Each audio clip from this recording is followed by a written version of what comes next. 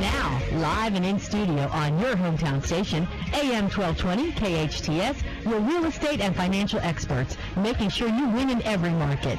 Your financial partners, Don and Gino.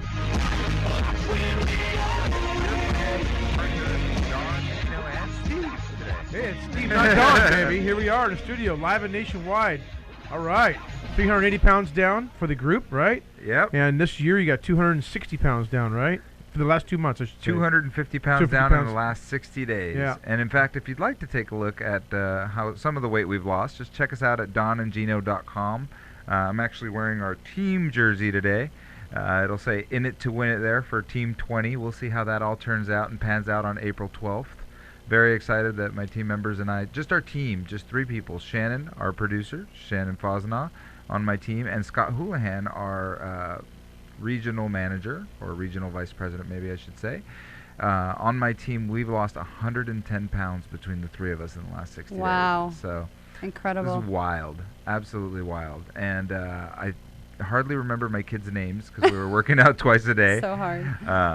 But it'd be nice to have some normalcy in our lives again. So it was pretty Well, good. that's the example of how to get yourself to a place in wellness that you can affect your clients from a financial wellness place, because you have your thinking clear, you got your body goals where you want them to be. So we're all about getting your personal and financial wellness in order. In fact, we talked a little bit about this morning, and what's really interesting is that the amount of discipline, once you start displaying discipline in one part of your life, it's inevitable that you start displaying discipline in everything in your life. And I can't tell you how much more efficient I am at work.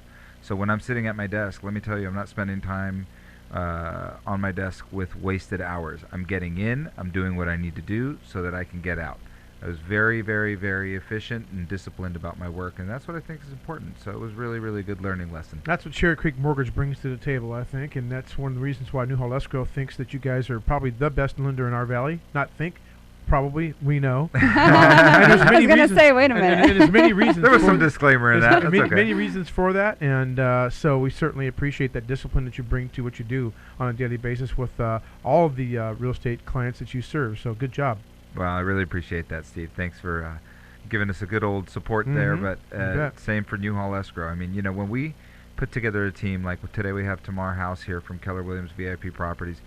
You know, I know you feel the same way. When you start looking at these real estate contracts, or you start looking at the way these deals come together, when you see certain realtors, certain agents, certain loan officers, you say, this is going to be a great transaction. Even if we encounter difficulty because we find out that the property had something wrong with it that somebody didn't know about, or whatever comes up, because real estate's about that, right? Things come up in real estate. Oh, yeah. You still know it's going to be a great transaction because the people you're working with know how to deal with the problems. Very important. So tell us a little bit about that, Tamar. Tell us about your team, and tell us how things are working out and what's going on. Well, for those of you that are listening, I'm currently looking for another buyer's agent because I'm that busy right now. My team is amazing. We've got everything handled, but we're starting to get to that point. It's springtime. The market is hot. There's a lot of buyers. There's a lot of sellers, like you were saying, move up, move down. I mean, it's just, you got to move right now. And interest rates are still phenomenal, so I need a little more help right now. Well, that's good. So if you're listening, how do they get a hold of you, Tamar? You can reach me on my cell, 661-714-0777. Call me directly. Let's set up an appointment tomorrow. Sounds So good. for the benefit of the listeners, Tamar, can you give us a perspective of where you see the market, where it's gone from, say, in January to where we are today in March? From January to March, I've seen quite a transition. Prices have definitely increased, even just in that short period of time. And spring is always an indication of what our market's going to do for the remainder of the summer. So I see prices going up. I see everybody still continually wanting to move.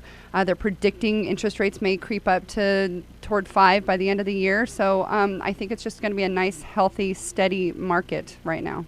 Would you say that there's one pocket or another in our valley that's gaining momentum more than the other? You know what? Just Central Valencia, like it always has been. It's just kind of been the rock. And even still now, anything that goes up for sale or lease, I listed a home for lease a couple days ago in the bungalow tract right behind Granary Square. I listed it Tuesday. We had it on the market, and I already have it leased out. Somebody moving in tomorrow. Wow. I mean, it's even hot in the rental market. You know, I was talking to somebody that's relocating out here from Missouri, and we had a very, affluent person going to be making a significant amount of money, and we were discussing where to live.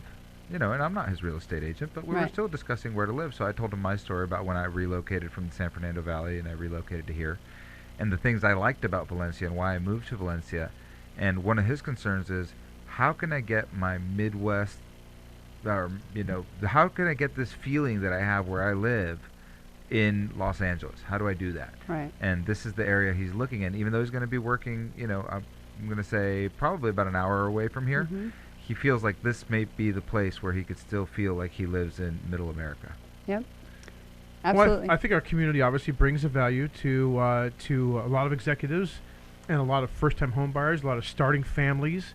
I know that the dollar has always gone further in the Santa Cruz Valley, and I'm sure that's one of your big selling points, not to mention our schools out here. So, I'm curious, Tamar, what are you seeing the future of Santa Cruz as far as residential resale is concerned? You see values stabilizing, continue to go up? I see them continuing to rise until about, I'm guessing 2018 is kind of going to be the top end of our market, but I think it's going to be a steady rise. I don't think it's going to be something like we saw a few years ago. I think it's just going to be a steady climb, and it's going to be a great market. It's going to be, go ahead. No, it's okay. I was just thinking, I've had a number of conversations this week, and I don't think, and it's unfortunate that news makes it to the consumer so late that what I'm hearing from them is old news. Mm-hmm. I mean, they're making their decisions on how the market was rather than how the market is. And so I was talking to somebody in the San Fernando Valley. They own a home in the San Fernando Valley, and they're considering selling it. And we've been talking about it now for a few months, and they're like, well, I know the market's hot. I think the values are going to continue to rise. I'm like, I agree with you, but you no longer need that house, and you're not occupying it. So you're paying $3,600 a month. You don't want to rent it. And so unless you have appreciation of $3,600 a month or more, then it doesn't make sense to hold it. So basically his home has to go up almost 10% annually just for him to net out zero. Right. So is it, can we project that we're going to have another blockbuster year and be above 10% and be 20, 30%? I don't see that happening.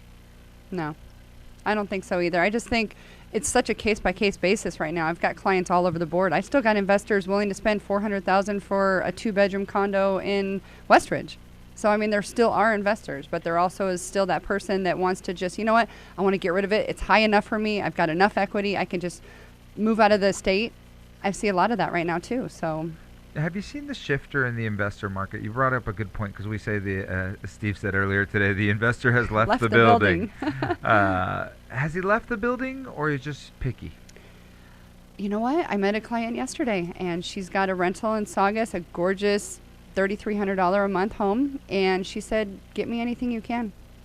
I'll buy anything. She lives in Hawaii. She's got a house in Wilshire Boulevard, and she doesn't care where it is or how much it is. I think the profile of the investor we saw in the previous market where they were conglomerates buying everything they possibly can to hold, you know what I mean? Right. That investor is gone. I think you still have people that have cash that are looking for great deals, that are still looking to stay in the market. That's the kind of investor I think we still have in our market right now. Are they begging you for cash flow, or are they okay with long-term appreciation? Doesn't care. Long-term. Long-term. So you're seeing that shift, because I know that the last play was all about cash flow. That's what we saw last year. That was fueling this tremendous growth, 22, 23%. And the other thing that they were looking for is fix and flips. Is there any fix and flips out there?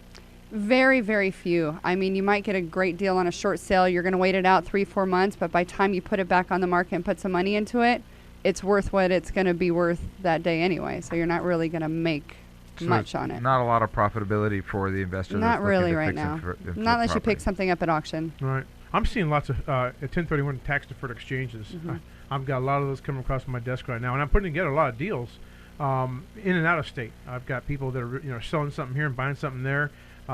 It's all over the map, but I've seen at least a 30% increase in 1031 and tax deferred exchanges from zero transactions 6 to 8 months ago to now a pretty significant amount of them, keeping them busy. I think that's probably a seasoning issue where people have had to hold on to their investments for a little bit before they could turn them, and you're finally seeing things as these people that are holding their properties for a year or two, actually 2 years primarily, now they can actually transfer these with a legitimate 1031 exchange without having any penalty. The other thing is people are relocating out of the area, so they sell their primary residence.